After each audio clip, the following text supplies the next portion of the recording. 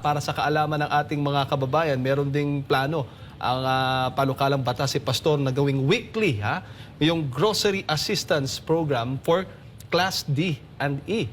Imagine that, Doc, well, magiging magpo-provide yung government ng grocery, lalo na considering na tumataas yung mga bilihin ngayon at malaking tulong ito doon sa mga low income, no, na mga pamilya. Meron din siyang subsidized utilities program.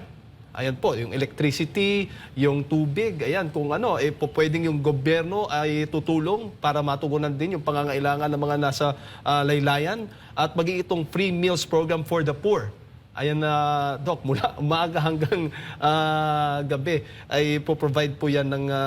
yan po yung mga panukalang batas lamang ni Pastor para sa ating mga kababayan. Pagdating dito sa poverty inequality, nasa 40 panukalang batas ito, Doc. Nakahanda na ito para sa ating mga kababayan. Tsaka may singit ko lang din, Doc, kung magtatanong saan baka tayo kukuha ng pondo dyan. Kumbaga, kung ima-minus natin siguro yung corruption, kung magkakaroon ng zero corruption, talagang magiging sapat din siguro, Doc, at hindi na tayo kailangan na mangutang pa ng mangutang. Sa tingin po ninyo, sa kasalukuyang setup, kung minus corruption, kakayanin naman siguro yung mga pangangailangan ng taong bayan?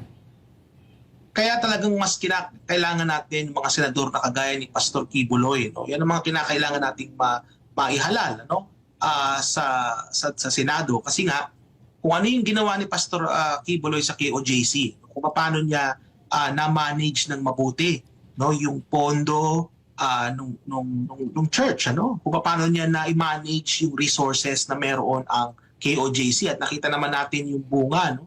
Nakita natin yung compound ng KOJC, nakita natin kung paano mabuhay yung ating mga kababayang miyembro ng KOJC.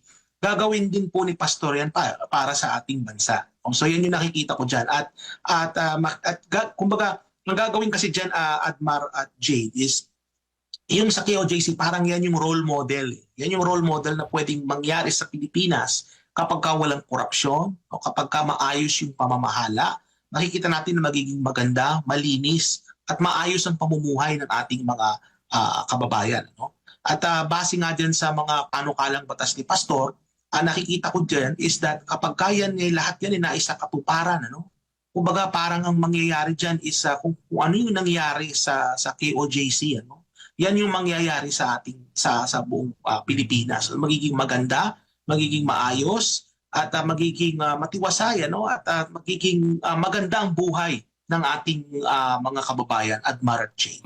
Totoo yan, Doc. Baga, hindi pa lang senador, may mga nagawa na, may maipapakita na sa taong bayan, parang exhibit A niyang tawag dito na example, magiging standard na pwede niyang gawin sa buong Pilipinas, at ang lahat ng mga kababayan natin ay saksi sa mga ginawa, no, accomplishment ni Pastor Apollo C. Kibuloy sa pamumuno sa KOJC.